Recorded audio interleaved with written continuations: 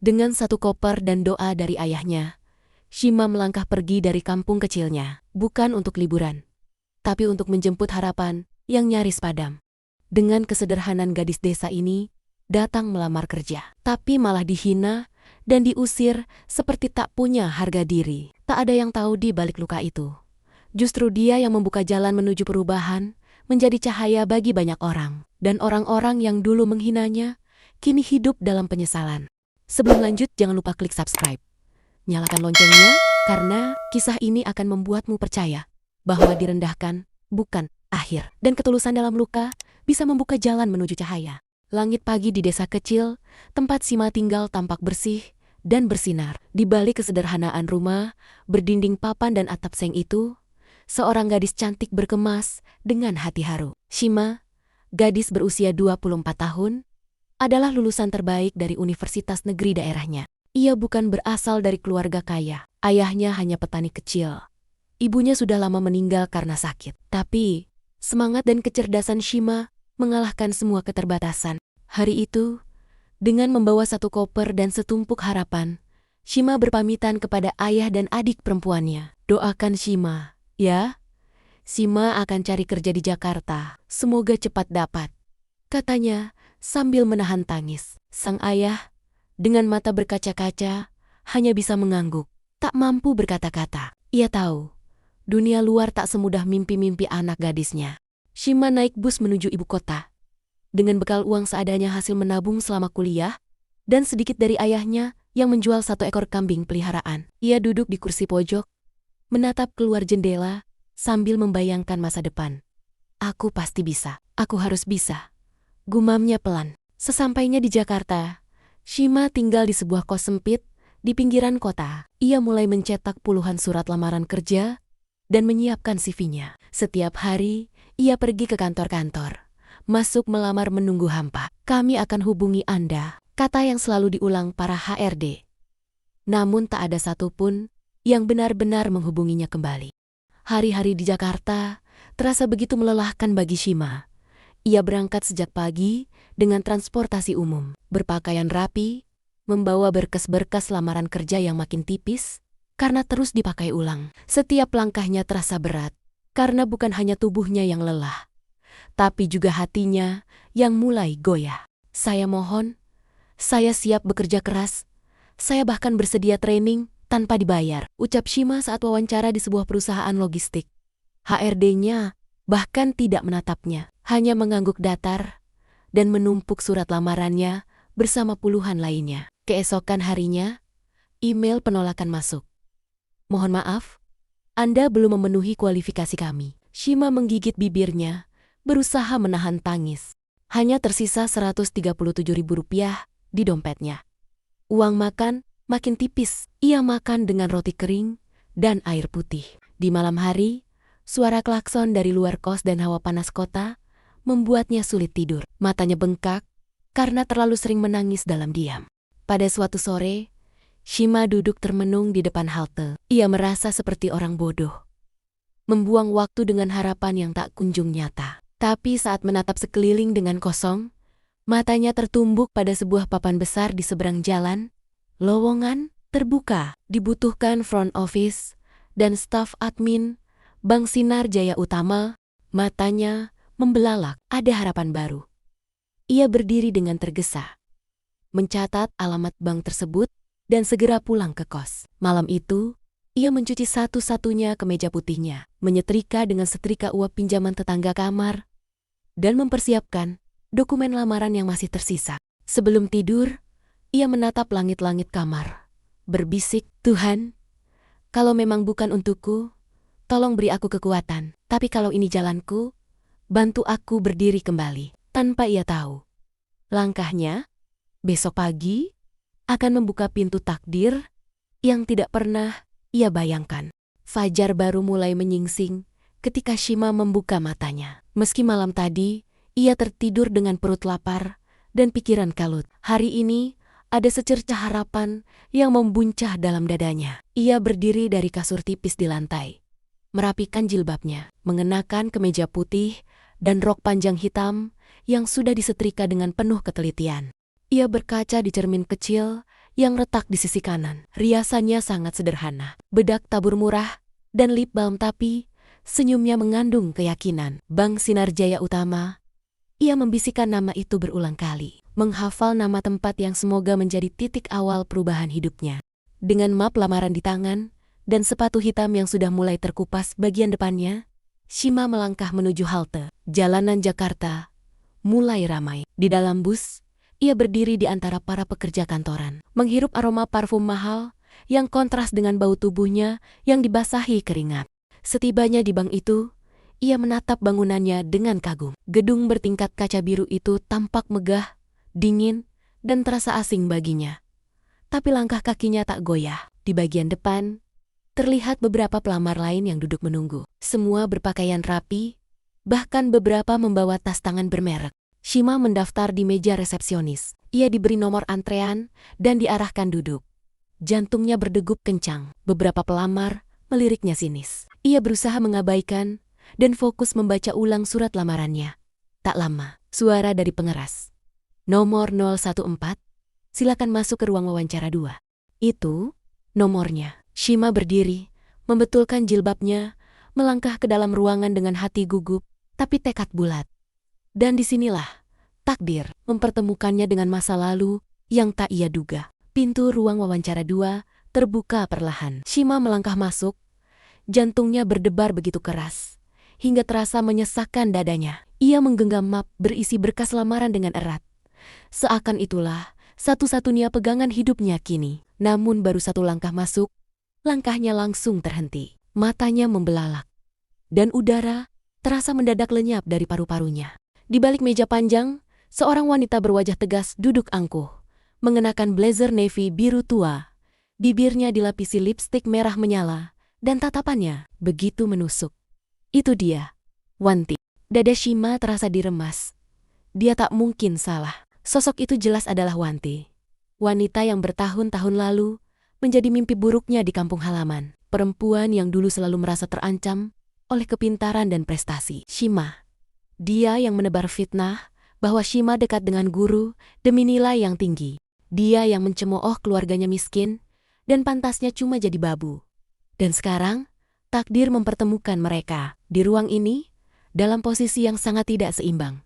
Wanti meneguk kopinya, lalu mendongak dan menatap Shima dari atas ke bawah pandangan yang membuat siapapun bisa merasa tidak berharga. Ia tersenyum miring, penuh kemenangan. "Loh, ini siapa? Jangan-jangan aku salah lihat ya?" katanya dengan suara nyinyir yang sengaja diperkeras. Shima mencoba menahan getaran dalam suaranya. Menunduk sopan. "Selamat pagi, Bu. Saya Shima. Saya ingin melamar posisi front office." Wanti menyilangkan tangan di dadanya. Shima yang dulu. Anak desa itu. Lalu ia tertawa, keras dan menyakitkan. "Astaga, kamu serius datang ke sini? Niat banget ya? Tapi kamu yakin tempat ini bukan untuk orang sepertimu?" Shima menahan napas. Wajahnya mulai memanas. Bukan karena malu, tapi karena luka lama itu. Terbuka lagi, menganga, berdarah tanpa ampun. Teman Wanti, seorang staf HRD lainnya, yang duduk di sebelahnya, ikut tertawa pelan sambil membuka map berkas Shima. Tapi kemudian, dengan sengaja, ia menutupnya kembali tanpa membaca. Mereka seolah bermain-main dengan harga diri Shima, seperti kucing dengan mangsanya. "Maaf, Bu," suara Shima pelan namun terdengar jelas. "Saya membawa surat lamaran, ijazah, dan CV. Saya siap bekerja keras." Wanti berdiri. Ia mendekat, lalu bersandar di meja di hadapan Shima. "Shima, dengar ya, ini Jakarta. Di sini, kita nggak cuma butuh pintar. Kita butuh yang punya koneksi, penampilan menarik, dan attitude." Ia menyeringai. "Dan sayangnya, kamu nggak punya itu semua." Beberapa pelamar di luar ruangan mulai melihat dari kaca bening. Ada yang tersenyum simpul. Ada pula pegawai wanita yang membisikkan sesuatu sambil tertawa pelan. "Bajumu kusut, sepatumu robek, lipstikmu pun nggak rata. Kamu pikir bank ini tempat amal?" ujar Wanti dengan nada merendahkan. Shima menggigit bibirnya. Jemarinya mencengkeram mapnya erat-erat. Dadanya terasa sesak, tapi ia tetap berdiri tegak. meski matanya mulai berkaca-kaca. Sudah, cukup, aku nggak mau buang waktu. Kamu boleh keluar sekarang, ujar Wanti sinis. Tak ada yang membela, tak satu pun dari staf yang ada di sana bersuara. Hanya keheningan yang menyakitkan. Shima menunduk. Ia tidak membalas, tidak membela diri, bahkan tidak menangis. Ia hanya menarik napas dalam-dalam, berbalik, dan melangkah perlahan ke pintu. Langkah kakinya berat, sangat berat. Setiap meter yang ia tempuh menuju pintu keluar terasa seperti penghinaan yang menumpuk. Ia bisa mendengar desisan kecil, cekikan tawa tertahan, dan suara sepatu para pelamar lain yang terdengar seperti irama pengusiran. Saat tiba di depan pintu, ia menoleh sesaat. Ia sempat melihat Wanti tertawa puas bersama rekan-rekannya. Dan di detik itu juga, sesuatu di dalam hati Shima seperti patah, tapi juga menyala. Ia keluar dari ruang wawancara dengan kepala tertunduk, tapi ada sesuatu di dalam dirinya yang berubah. Sakit yang amat sangat itu mulai berubah menjadi bara-bara yang pelan-pelan, menghangatkan hati yang selama ini membeku oleh kegagalan dan ketidakadilan. Apa yang tak ia tahu adalah bahwa saat ia melangkah keluar di ruang kaca VIP, lantai atas, sepasang mata tajam penuh wibawa sedang memperhatikannya. Ibu Asmita, wanita paruh-baya, berpakaian elegan, dengan kalung mutiara di lehernya, menatap Shima dengan sorot mata tajam. Ia menyaksikan semuanya. Dari awal Shima masuk, hingga keluar dalam keadaan dipermalukan. Dan dalam hatinya, Bu Asmita berbisik, gadis itu, dia tidak boleh dihancurkan begitu saja. Dunia ini sudah cukup kejam, tapi aku tidak akan membiarkan keadilan mati di tempat ini. Bu Asmita lalu berdiri. Ia menoleh ke salah satu manajer bank yang duduk bersamanya. Panggil dia, sekarang juga, ucapnya, dingin namun tegas. Tak satu pun berani membantah. Langkah kaki Shima semakin pelan saat ia keluar dari ruang wawancara. Pandangannya buram karena air mata yang tak lagi bisa ia tahan. Dunia seperti mengejeknya habis-habisan. Ia baru saja kehilangan harga diri di depan puluhan pasang mata asing yang memperlakukannya seolah ia kotoran di lantai marmer bank mewah itu. Sesampainya di depan lobi, ia berdiri terpaku. Ia ingin segera keluar dari tempat ini. Tapi kakinya gemetar, matanya menatap ke bawah, ke sepatu tuanya yang sobek di ujungnya. Hatinya terasa hampa. Ia ingin menjerit, namun hanya diam yang keluar. Tiba-tiba, seorang pria berseragam manajer keluar terburu-buru dari lift. Nafasnya terengah. "Permisi, Anda Shima bukan?" tanyanya sopan, namun tergesa. Shima menoleh dengan bingung. "Iya, saya." "Kenapa ya Pak? Mohon ikut saya sebentar. Ada yang ingin bertemu Anda di ruang VIP," katanya. Jantung Shima berdegup lebih kencang. Ruang VIP, ia bahkan tak tahu siapa yang bisa mengenalnya di sini. Dengan langkah ragu, ia mengikuti pria itu masuk ke lift. Sepanjang perjalanan ke lantai atas, pikirannya berputar-putar. Apakah ini jebakan? Apakah akan ada penghinaan lain? Pintu lift terbuka, dan di sanalah, duduk di sofa kulit coklat mewah, seorang wanita paruh-baya dengan penampilan elegan, wibawa terpancar dari raut wajahnya. Rambutnya disanggul rapi, gaunnya berwarna putih gading, dan di lehernya melingkar kalung mutiara asli. Seorang staf membisikkan di telinga Shima, "Itu Ibu Asmita, salah satu nasabah prioritas terbesar kami." Bu Asmita menoleh. Tatapannya tajam namun teduh. "Silakan duduk, Nak," katanya dengan suara lembut tapi berwibawa. Shima duduk perlahan, bingung dan gelisah. "Maaf Bu, ada yang bisa saya bantu?" Asmita menatapnya lekat-lekat. "Saya melihat apa yang terjadi di bawah tadi. Kamu dihina, dipermalukan, tapi kamu tidak membalas. Kamu menahan semuanya sendirian." Suara Bu Asmita mulai menurun nadanya. "Saya hanya ingin tahu, kenapa kamu tetap berdiri tegak, padahal mereka sudah merobohkanmu dari semua sisi?" Shima terdiam. Lalu, seperti air bah yang tak tertahan lagi, ia pun menangis. Tangis yang tertahan selama berhari-hari. Tangis yang lahir dari luka, lelah, dan rasa tidak dihargai. Tangannya menggenggam lututnya. Suaranya bergetar. "Saya cuma ingin kerja, Bu. Saya nggak punya siapa-siapa di sini. Saya cuma punya harapan." Tapi ternyata, harapan itu juga ditertawakan. Bu Asmita mengangguk pelan. Lalu ia menyodorkan tisu, mengusap pundak Shima dengan lembut. Hari ini kamu ditolak, tapi tidak semua pintu tertutup untuk orang baik. Dan kamu, anak muda, adalah orang baik yang hanya belum diberi panggung yang layak. Shima menahan tangisnya karena baru kali ini ada yang membelanya setelah penghinaan yang ia terima sejak tadi. Dan tanpa berkata banyak lagi, Bu Asmita berdiri, lalu mengambil ponselnya. Aku tidak akan tinggal diam melihat ketidakadilan seperti ini. Tidak di tempat di mana aku menyimpan uang ratusan miliar. Tiba-tiba kepala cabang Pak Riko datang tergesa-gesa, wajahnya panik. Begitu melihat Bu Asmita sedang berbicara dengan Shima. Bu Asmita, ada apa, Bu? Mohon maaf, kalau ada yang kurang berkenan di hati Ibu. Bu Asmita melirik Pak Riko sekilas dan berkata, kesalahan mereka mencoreng nama bank yang selama ini aku percayakan. Aku ingin bertemu seluruh manajemen bank ini. Dalam waktu kurang dari 1 jam, semua manajemen cabang Bank Sinar Jaya Utama dikumpulkan dalam ruang rapat eksekutif. Mereka semua tampak tegang. Pak Riko, kepala cabang, berdiri di ujung meja, tangan gemetar, tak tahu pasti apa yang sedang terjadi.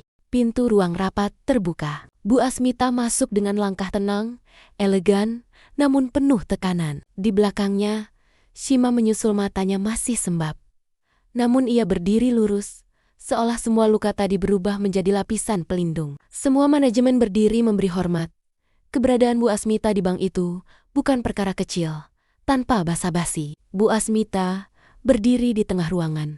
Saya ingin tahu, katanya sambil menatap satu persatu para pejabat bank. Apakah ini yang kalian sebut profesionalisme? Mengusir pelamar kerja hanya karena penampilan mereka sederhana? Menghancurkan harapan orang di depan umum seperti binatang? Tak ada yang berani menjawab. Semua orang tahu beliau adalah nasabah terbesar di cabang itu. Bahkan di jaringan nasional bank tersebut, suasana sunyi, mencekam. Bu Asmita duduk di kursi utama. Ia melanjutkan. Suaranya mulai bergetar karena marah. Selama bertahun-tahun, saya menaruh kepercayaan di bank ini. Menyimpan dana saya, mendorong jaringan saya untuk berinvestasi.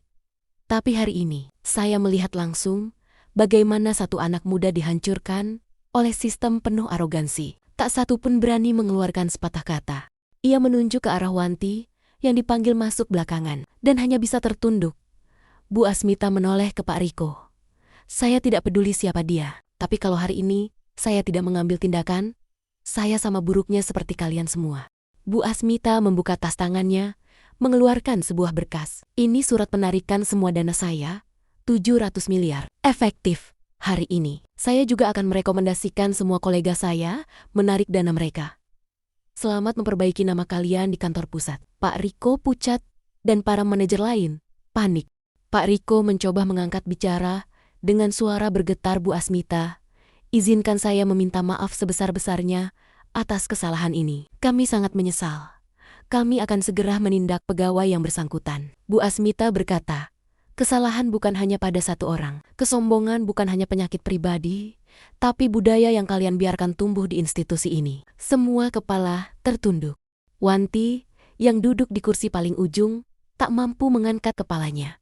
Wajahnya pucat, tangannya mencengkram ujung rok seragamnya. Bu Asmita kembali berkata, seorang wanita sederhana, datang dengan surat lamaran dan CV lengkap dengan maksud yang jelas, namun kalian menghina dan mengusirnya seperti binatang. Shima yang duduk di sisi kanan ruangan, dengan sedikit gemetar, dia tidak menyangka duduk di tengah rapat penting seperti ini. Bu Asmita kembali berkata, kalian tahu berapa lama uangku mengendap di bank ini? Semua manajer saling melirik.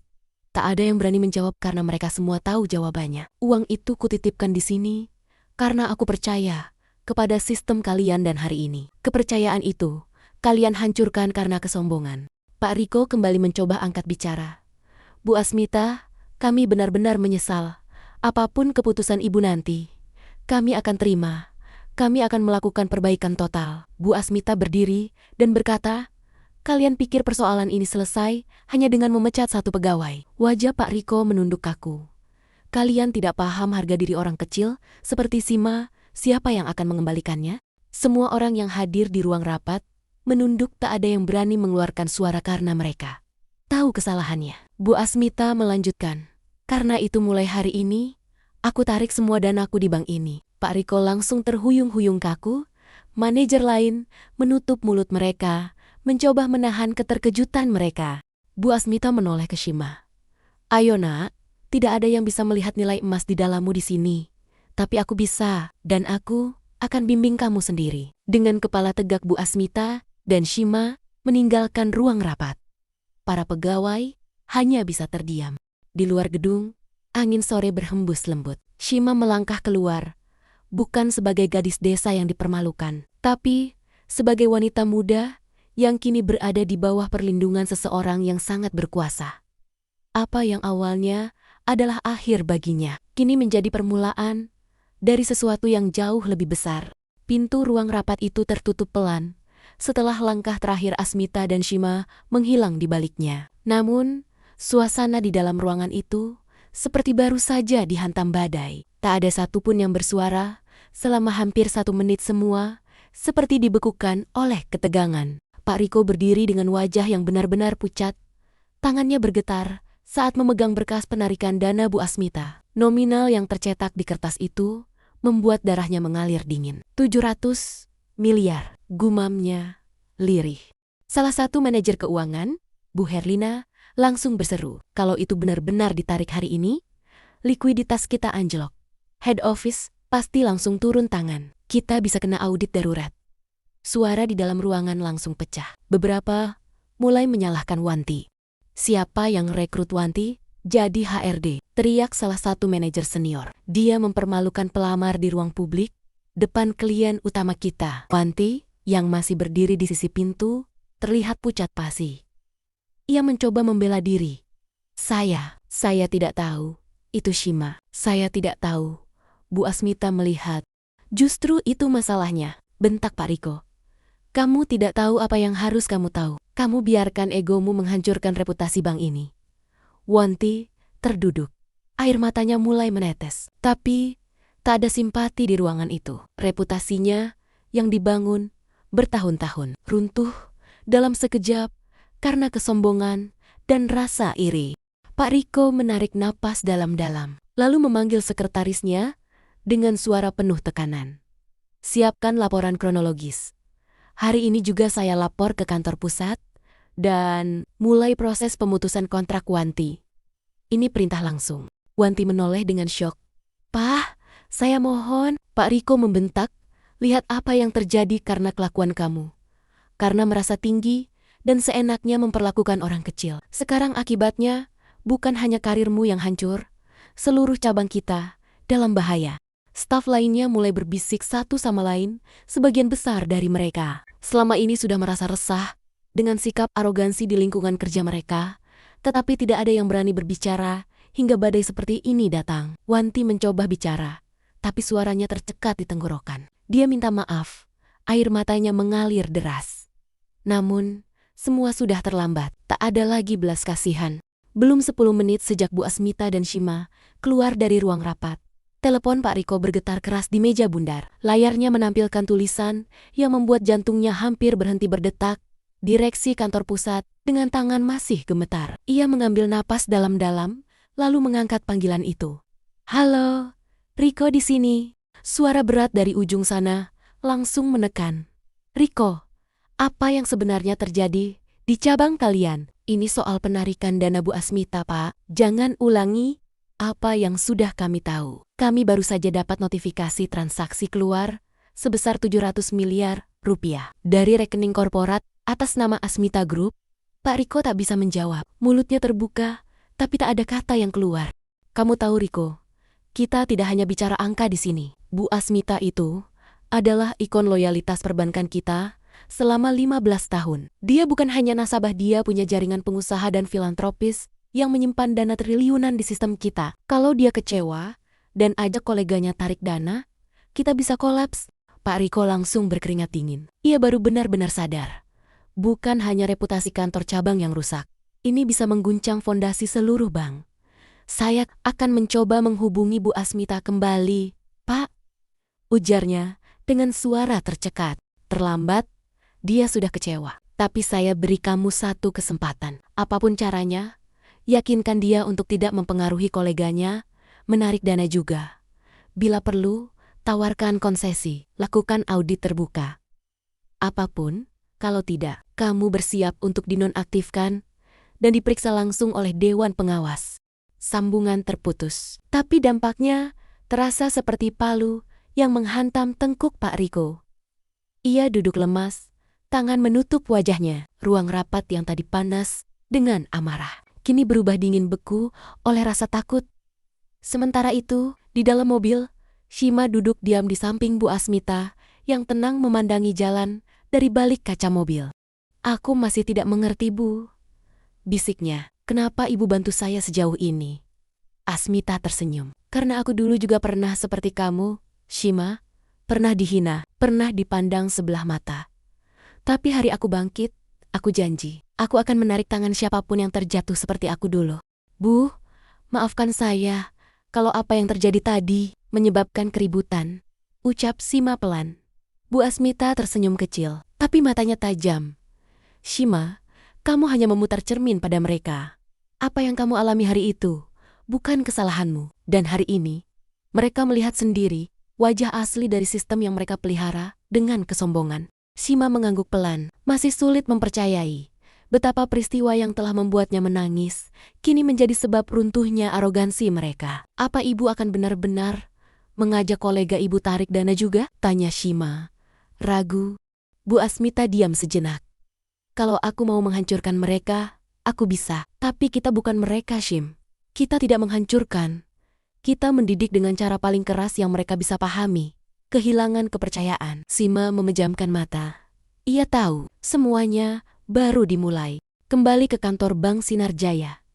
Pak Riko bangkit dengan susah payah. Ia melangkah ke ruang kerjanya, mengunci pintu dari dalam, dan menatap layar monitornya yang masih menunjukkan saldo akun Asmita Group, angka yang kini tinggal 0.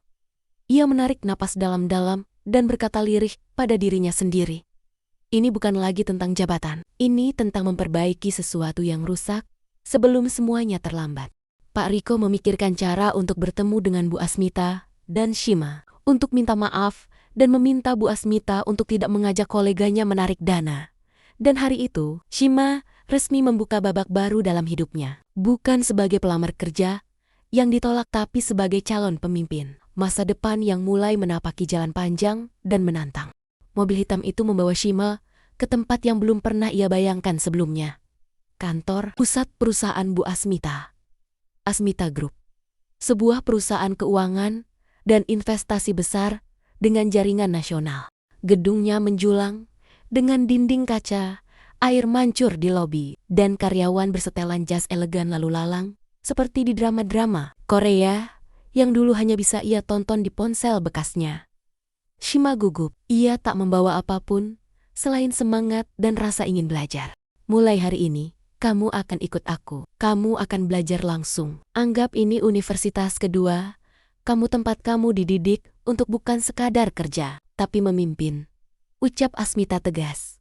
Hari-hari pertama Shima sangat berat. Ia belajar keuangan, komunikasi bisnis, presentasi, membaca laporan, dan bertemu dengan jajaran petinggi yang semuanya menyambutnya dengan rasa penasaran.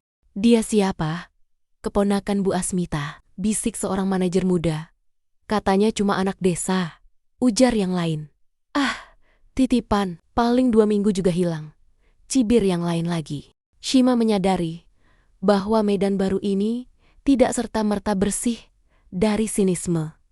Ia harus membuktikan dirinya. Setiap pagi ia datang paling awal, mencatat semua arahan, membaca dokumen, bahkan belajar istilah asing hingga larut malam. Ia mulai dikenal bukan karena Bu Asmita, tapi karena ketekunan dan kerendahan hatinya. Suatu hari, ia diberikan kesempatan pertama mempresentasikan hasil analisis pasar kepada salah satu direktur divisi. Tangannya gemetar, tapi suaranya bulat dan terukur. Usai presentasi, direktur itu berkata, "Masih kasar, tapi kamu punya bahan bakar yang tepat. Teruskan." Di balik layar, Bu Asmita tersenyum bangga. Di tempat lain, Wanti menatap layar ponselnya yang kini penuh komentar negatif. Kejadian di salah satu bank yang merendahkan pelamar kerja dan penuh penghinaan saat wawancara tersebar. Meski bank sudah menutupi semua agar video saat itu tidak tersebar, Namun beberapa pelamar lain merekam kejadian secara diam-diam. Kini, nama baik Bank Sinar Jaya Utama tercoreng di kalangan masyarakat. Sinar mentari pagi yang biasanya terasa hangat di pelataran gedung pusat Bank Sinar Jaya Utama hari itu, terasa seperti sorot lampu interogasi bagi Pak Riko. Kantor pusat yang berlantai 28 di jantung ibu kota itu berdiri megah. Namun, untuk pertama kalinya kehadirannya membuat Pak Riko ingin menghilang. Ia duduk di ruang tunggu lantai 21. Tangan menggenggam map dokumen yang kini sudah basah oleh keringat. Di layar LED kecil yang terpasang di dinding, jelas tertulis, Rapat Evaluasi Khusus, Direksi, dan Kepala Cabang Regional Jakarta Selatan. Topik penarikan dana prioritas oleh nasabah kunci. Tidak perlu dijelaskan, semua tahu siapa nasabah itu. Asmita. Dari lantai atas, lift terus berdenting turun naik. Para direksi dan kepala divisi pusat lalu lalang. Sebagian menatapnya tanpa senyum. Ada yang bisik-bisik sambil menggelengkan kepala. Pak Riko tahu, reputasinya sebagai kepala cabang terancam. Bahkan lebih dari itu, posisinya bisa dicopot kapan saja. Ponselnya bergetar. Pesan dari Wanti masuk. Pak, saya mohon bantu klarifikasi ke pusat. Saya tidak bermaksud merusak nama bank. Saya dijebak keadaan. Pak Riko menatap layar itu dingin. Ia tidak menjawab. Di hatinya, sudah tidak ada ruang untuk simpati. Wanti bukan hanya menghancurkan pelamar kerja. Ia mungkin baru saja mengguncang pondasi stabilitas cabang yang dipimpinnya selama lebih dari 6 tahun. Pukul 10.01. Pintu kaca besar ruang rapat direksi terbuka. Seorang staf pusat memanggil namanya. Pak Riko. Direksi menunggu. Langkah kakinya terasa berat. Suara lantai kayu bergema pelan setiap ia melangkah masuk. Di ruangan itu, duduk 5 orang penting direktur utama. Direktur operasional, direktur risiko, dan 2 komisaris pemegang saham. Di tengah meja, berkas laporan penarikan dana Bu Asmita terbuka lebar. Direktur utama, Pak Hartono, menatapnya tajam tanpa basa-basi.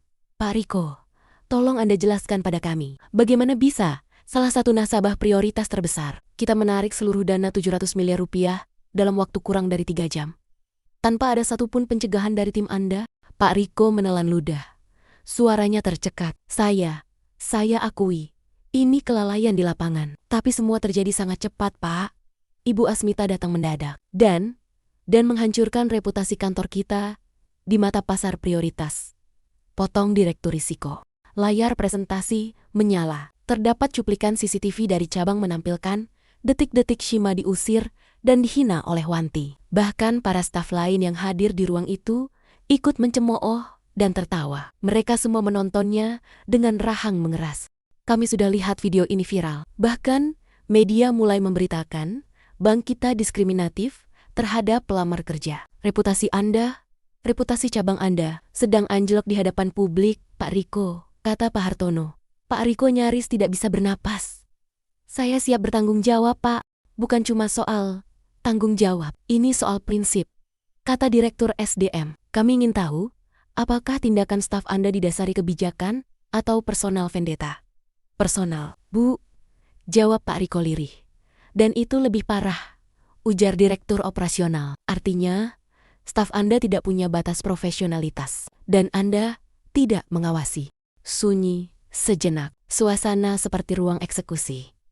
Kami beri Anda waktu 2 minggu, ujar Direktur Utama akhirnya. Tunjukkan pada kami bahwa Anda bisa membalik keadaan ini.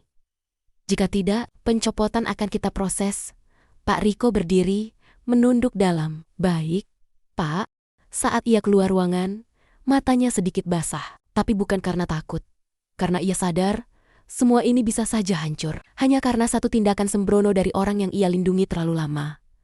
Di lift, ponselnya kembali bergetar. Kali ini, dari staf keuangannya di cabang. Pak, ada rumor beberapa nasabah prioritas ikut mempertimbangkan tarik dana setelah tahu Bu Asmita keluar. Pak Riko menutup ponselnya.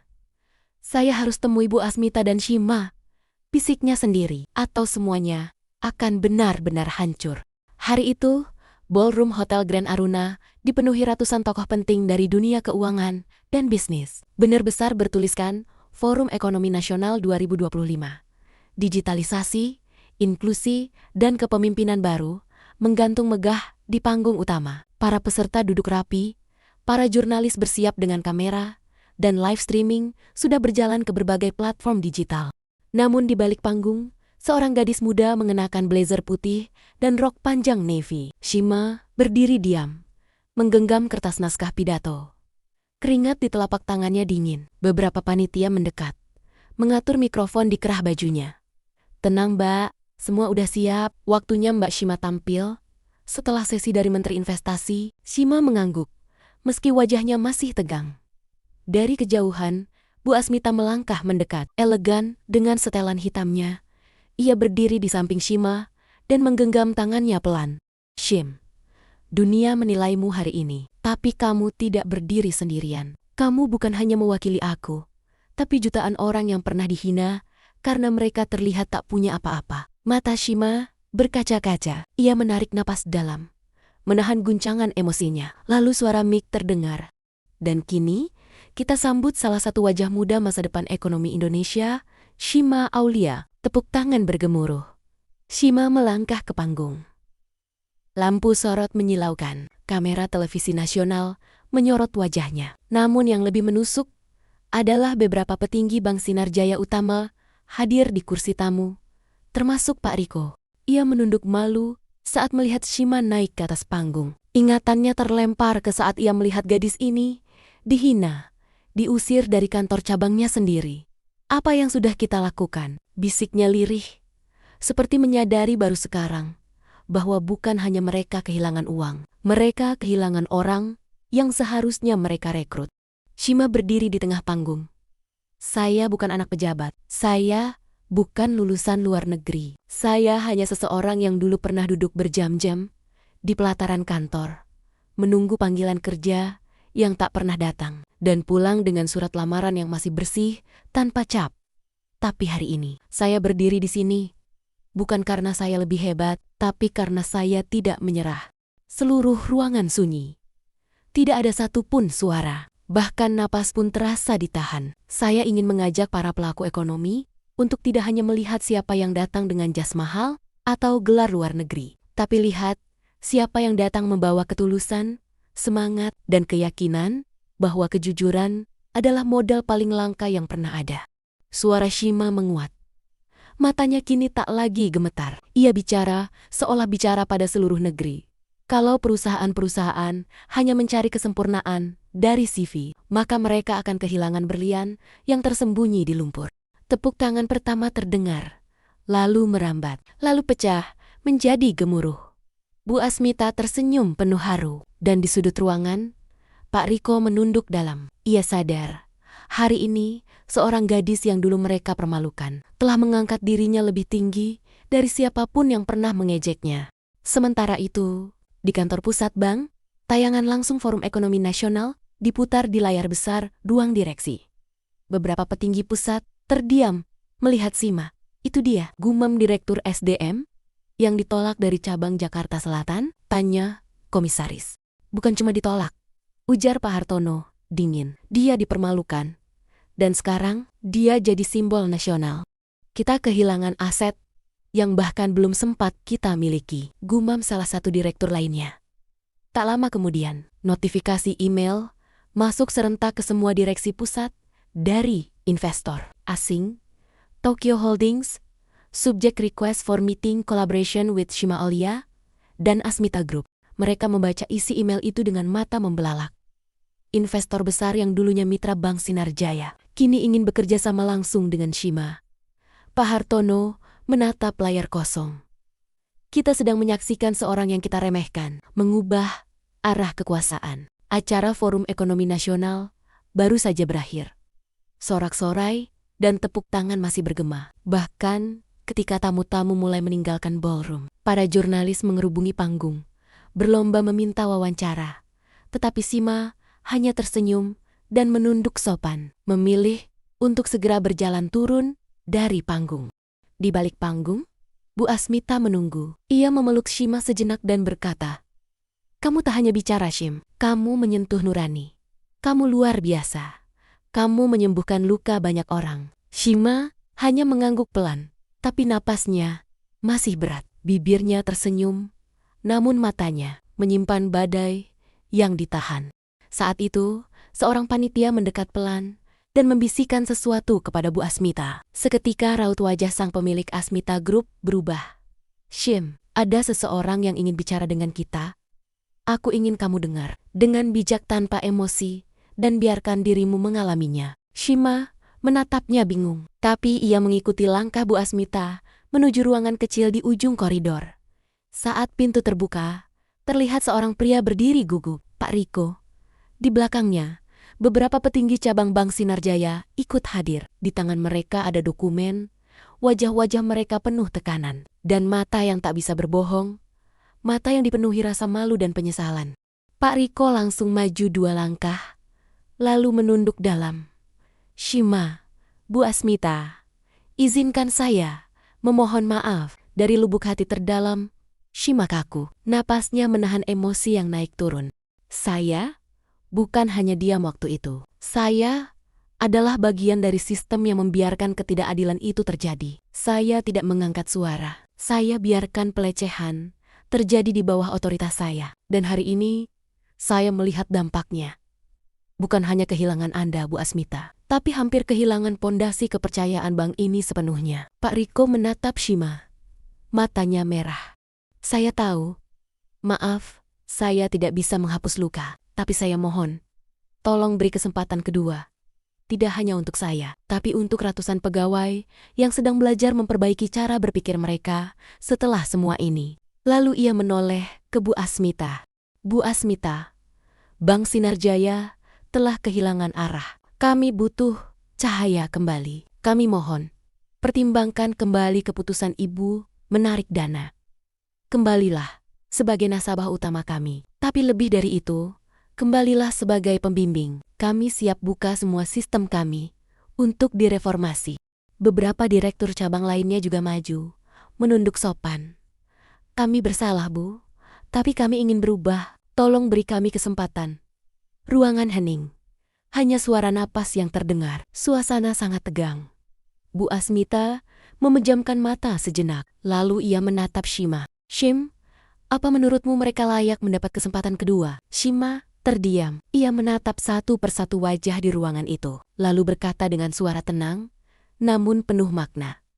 "Saya percaya, semua orang bisa berubah, asalkan bukan karena takut kehilangan uang, tapi karena benar-benar ingin memperbaiki hati." Shima melangkah ke depan. Kalau Bank Sinarjaya mau berubah, maka perubahan itu tidak boleh berhenti di permintaan maaf. Harus ada pengawasan, transparansi, dan keberanian untuk memberi ruang bagi yang selama ini tak terdengar. Ia menatap Pak Riko. "Saya bersedia membantu, tapi hanya jika proses ini bukan pencitraan. Saya ingin setiap pelamar seperti saya dulu diperlakukan dengan hormat. Dan saya ingin sistem ini mencetak manusia, bukan mesin." Bu Asmita akhirnya mengangguk pelan. "Baiklah, saya akan pertimbangkan kembali keputusan saya. Tapi kali ini, saya akan menabung bukan hanya uang, tapi harapan. Dan Shima akan jadi wakil saya dalam mengawal semuanya."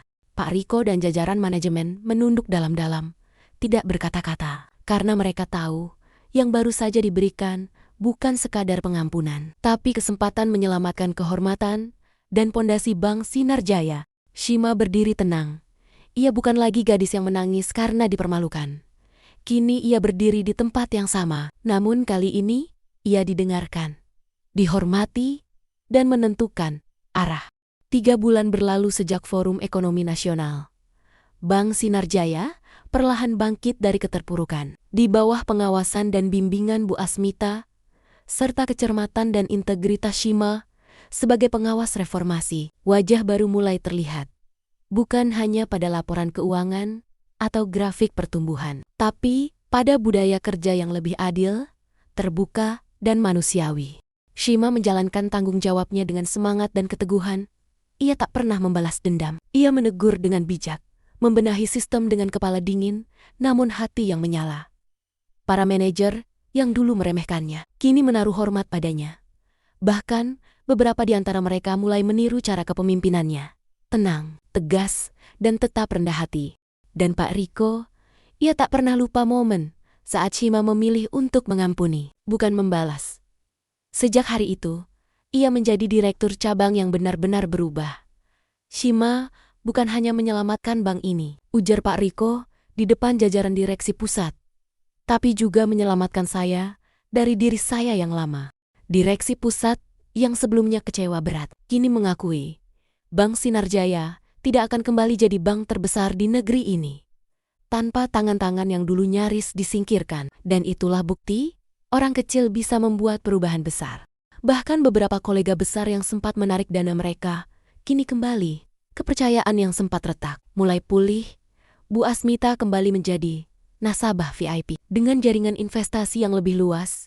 Dan dengan Shima sebagai tangan kanannya di lapangan, semua program sosial menjadi lebih tepat sasaran. Suatu sore di penghujung minggu, Shima berdiri di depan jendela kantor lantai atas. Langit senja mengguratkan cahaya keemasan di balik kaca. Di tangannya, selembar formulir cuti. Saya rasa sudah waktunya, gumamnya pelan. Ia mengetuk pintu ruangan Bu Asmita. Ibu, saya ingin izin cuti. Saya ingin pulang ke kampung, menemui ayah dan adik saya. Dan saya ingin membawa sesuatu, bukan hanya untuk mereka, tapi untuk masyarakat di sana. Bu Asmita tersenyum haru. Pulanglah, Shim. Dunia boleh memanggilmu pemimpin, tapi keluargamu memanggilmu Cahaya. Dengan mobil sederhana, penuh muatan bantuan alat pertanian, alat sekolah, sembako, buku, bahkan 1 unit laptop untuk masjid kampung. Shima pulang. Di kampung, matahari pagi menyambutnya bersama raut wajah ayahnya yang menua, namun berseri. Adiknya berlari memeluknya dengan tangis haru. Kak, kakak beneran pulang. Kak, kakak sekarang cantik banget. Aku bangga banget. Shima tak bisa berkata-kata. Ia hanya menangis sambil mengusap kepala adiknya. Ayahnya berjalan pelan, mendekat. Nah, kau pulang juga akhirnya. Maaf ya, Shima pulang bukan karena kalah. Shima pulang karena sudah menang. Dan kemenangan ini bukan hanya milik Shima, tapi milik ayah dan Dewi juga. Warga kampung datang satu persatu. Beberapa bahkan menangis. Mereka tak percaya. Gadis yang dulu berangkat dengan 1 koper dan mimpi kecil, kini kembali membawa cahaya harapan. Shima membagikan bantuan, berdiskusi dengan kepala desa untuk pembangunan MCK dan beasiswa anak-anak yatim. Ia menyapa satu persatu orang yang dulu pernah berkata, "Ah, kamu gak mungkin berhasil." Dan kini mereka tunduk bukan karena malu tapi karena kagum. Seorang wanita muda yang dulu dihina saat melamar kerja, kini pulang dengan harga diri, cinta, dan berkah. Di ruang makan kecil, saat makan bersama dengan nasi hangat dan ikan asin, ayahnya berkata, "Nak, dulu ayah hanya bisa berdoa agar kamu kuat. Tapi ayah tak pernah sangka, kamu bukan hanya kuat, kamu jadi terang." Shima menggenggam tangan ayahnya. Terang itu ayah, yang tidak pernah padam, walau hidup sangat gelap. Aku hanya mengikuti cahayamu. Malam itu, Shima duduk di beranda rumah kecilnya. Angin desa menyapu lembut rambut yang terurai dari jilbabnya. Ia menatap langit penuh bintang. Dulu aku hanya ingin punya pekerjaan tetap, tapi Tuhan memberiku lebih kesempatan untuk menyembuhkan luka baik di dalam diriku, maupun di dunia di luar sana. Teleponnya bergetar, sebuah pesan dari Bu Asmita. Bank ingin kamu naik ke posisi strategis nasional, tapi keputusan tetap di kamu. Nikmati pulangmu dengan keluarga yang merindukanmu. Shima tersenyum. Ia tahu, apapun pilihannya nanti, ia sudah menang. Bukan karena gelar, bukan karena jabatan, tapi karena ia pernah disakiti, namun memilih tetap menjadi cahaya.